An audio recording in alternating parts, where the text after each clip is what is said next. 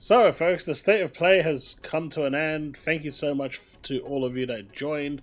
And man, this was a pretty damn good showing for Xbox. It was crazy. There was so many rumors flying around, and all that hype by the Sony devs was for a CGI trailer to reveal Saros, which essentially is basically Returnal 2 or a game of that caliber, because you can clearly see that that's what it's aiming for, especially with the way it kind of leaned towards it. But outside of Saros, there really was nothing else for Sony as a first-party game. They did hilariously reveal Days Gone Remastered because, as Shuhei Yoshida said, they need the money, so they're gonna milk their community for everything they've got. There was no Wolverine, there was no new Uncharted, no new Telu, no Insomniac release for, showcase for anything, be it Spider-Man, be it Venom. Oh wait, Venom got cancelled. Intergalactic, show something. Where's Wolverine? Wolverine's supposed to be coming this year. At this point, it's even gonna make it this year. It's crazy, and it was literally the state of multiplat. It was really, really disappointing. But there were a few gems in there, don't get me wrong. There's certainly a few games in there that I would absolutely love to play. But the way this state of play got hyped, and the way people were kind of summoning these games is insane. I mean, the fanboys were absolutely crazy, but don't just take my word for it. Let's have the drop and get right into it. And as you can see here, Jamie's at 40 plus minutes. It's truly game over for Xbox fanboys. I mean, now we actually understand why they are craving for Xbox games, because they have nothing first party coming to them. Nothing. They literally have nothing. Right? They have that Saros game, and that's it. It looks like Wolverine is going to be pushed out. I mean, I would have expected at least something to be shown at the state of play. Ghost of Yotei could be pushed out as well to 27. This is rough. This is really rough. But, Gaz on point as usual. Moment of a Zempic for, at least, Gaz is tagging him. Unlike this guy who can't tag a single person he wants to mock. No balls. That's all I have to say. No balls. But you know what? He hasn't posted a lot. In fact, he hasn't posted anything after that state of play. I wonder why.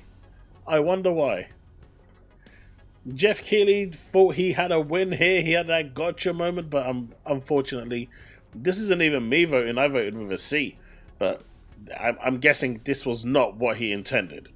And then you look at Xbox's offerings: Avowed, Atomforge, South of Midnight, Expedition 33, Doom: The Dark Ages, and this isn't even including the rest of the games that are coming from Microsoft as a first-party publisher. You got Fable, you got Gears E-Day, potentially coming out this year, right, Steve? I'm gonna say it, potentially coming out this year, right? And then you've got the usual stuff that Microsoft is working on, like the Call of Duty, like the Microsoft Flight Simulator, like the new Diablo expansion, Starfield expansions, and whatever else is gonna come in during the rest of the year. There's still Towerborn to be added into this mix at some point. This is going to be a phenomenal year for Xbox, and as long as they can continue that cadence of first-party games, it's going to be amazing. But this was definitely something Sony clearly is lacking, and it's showing. I mean, their whole showcase was ridiculous, and I saw MBG coping like crazy. I saw Reforge coping. I saw DCG was blowing his horns in frustration at what he saw, claiming that the Xbox showcase was better.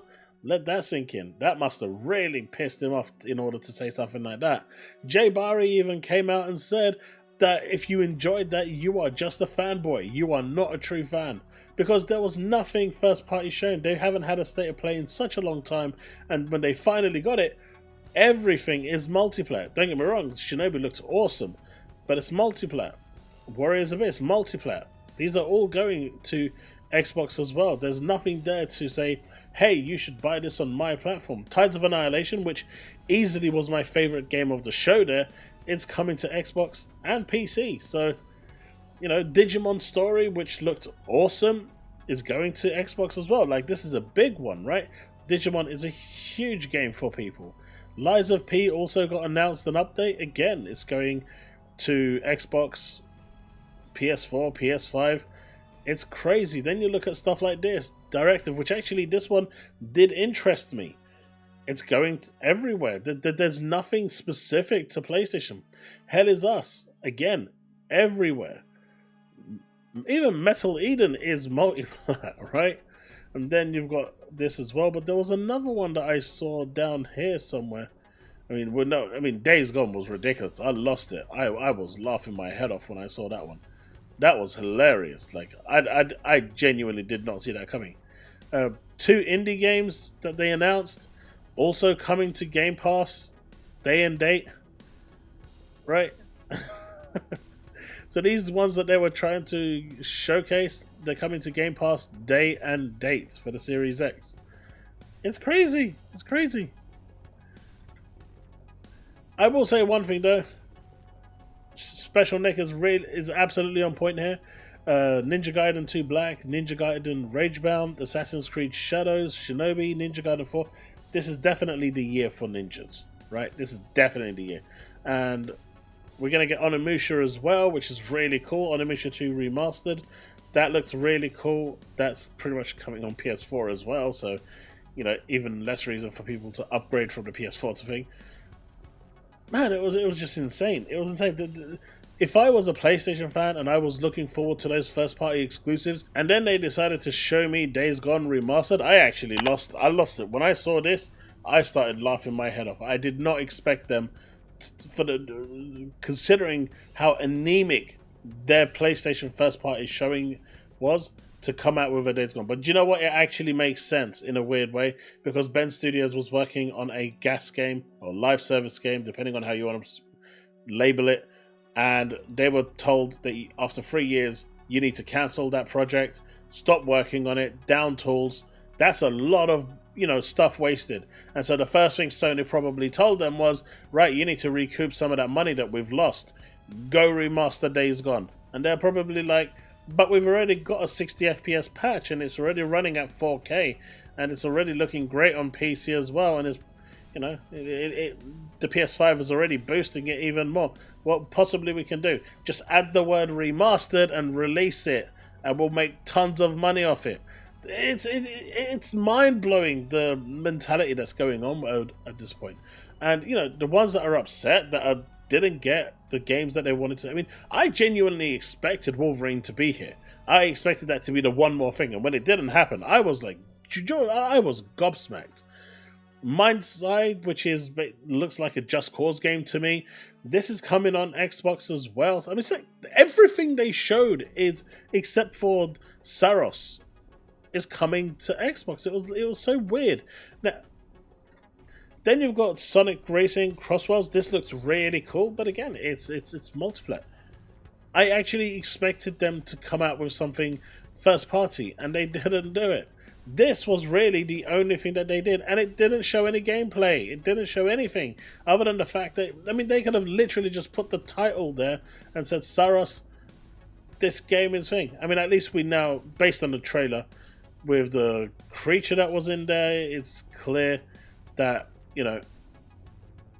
this thing, you can see when you look into his eyes, the first thing that I thought of when I saw that was Returnal. But that's it, especially with the way the gun changed. But that was just pure Returnal to me, and that was it. It was at that point I knew it was going to be that type of game. But you could have just really, I don't know, no gameplay, no nothing. I'm not shocked that PlayStation fans are genuinely upset with this one. They have every right to be. They paid $800 for a PS5 Pro. They want, companies to utilize their hardware, and the only one that's really going to utilize the hardware is the first-party studios. And they're getting nothing, potentially, for all of 2025, maybe even 26. So at this point, it really makes sense why they are all begging for those Xbox games, because they got nothing coming from their studios. They are so far out with all those cancellation of games, I don't think they know what to do. In fact, most of their games might even be releasing for the PlayStation 6 at this point. So what was the point of the PS5 Pro at all? To play older games at a higher resolution? And even then, if you look at games like Hogwarts Legacy, it actually runs worse than the PS5. If anything, the PS5 Pro is just an experimental console. You want games to show off your hardware, to incite people to buy it. This wasn't it, man. This wasn't it. If anyone is actually super happy with this from a PlayStation fan standpoint, you gotta be coping at this point. There's no way. You cannot be. You genuinely cannot be happy that your first party studios just are not delivering. I don't know. If this was the future that Jim Ryan and Herman Hulst wanted for PlayStation fans, it ain't looking good, man. I don't know what to say. But the one thing I do know is that the downfall or the decline of Sony in terms of game output began once the big T went over to PlayStation. Up until that point, they were firing on all cylinders. But once the big T went over, those cylinders, those pistons, they just started misfiring and eventually got to the point where they just stiffened up and weren't firing at all. And that's what we're seeing today. The curse of the big T, it's real.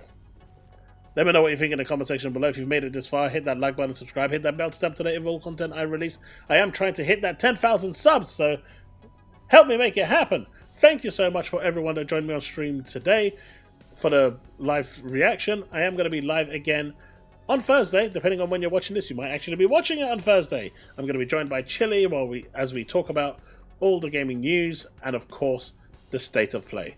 Right, that's it, folks. I'm out. Remain legend.